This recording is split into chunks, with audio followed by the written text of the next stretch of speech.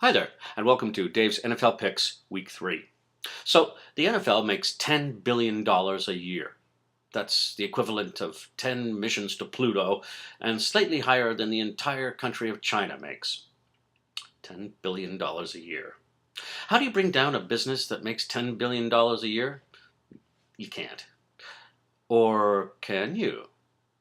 Recently, Pop Warner, an independent youth football organization, announced that because of numerous lawsuits that they are facing over, you guessed it, concussions, Pop Warner might have to fold. Wow. You see, parents don't want their kids to play contact football at early ages. Now, Riddell, also, who's been making football helmets for decades, found themselves in a similar position to Pop Warner. They too are facing numerous lawsuits over concussions, and it looks like they might have to declare bankruptcy. This fate could also be happening to Pop Warner. If Pop Warner goes under, and it looks like it probably will, that means high school football is not too far behind. A group of moms is concerned that their kids are getting concussions in high school, and they want contact football banned throughout high school. Wow. If this happens, look out. If you go into college football in the NCAA program and you haven't learned how to tackle or you haven't learned how to take a hit, you are screwed. The whole talent level of the NCAA would plummet.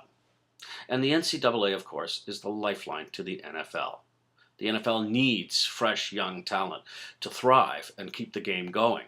Otherwise, it'll shrivel up and die, which is where this is all going. So, if you take away the food supply of a grizzly bear, for example, you know what'll happen? The grizzly bear will eat her cubs. Same thing with the NFL. If you take away the talent level of the NCAA and you water it down with kids who don't know how to hit or take a tackle or make a tackle, then the whole thing collapses. Now, I'm not saying this is going to happen overnight. No, it'll probably take years. But we are starting to see the slow and painful demise of the NFL.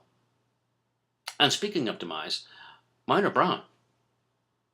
The biggest thing that happened in week 2 last week was that Jimmy Garoppolo on the Patriots hurt his shoulder, and the Pats had to go with third stringer Jacoby Brissett, a bus driver from Quincy, Mass.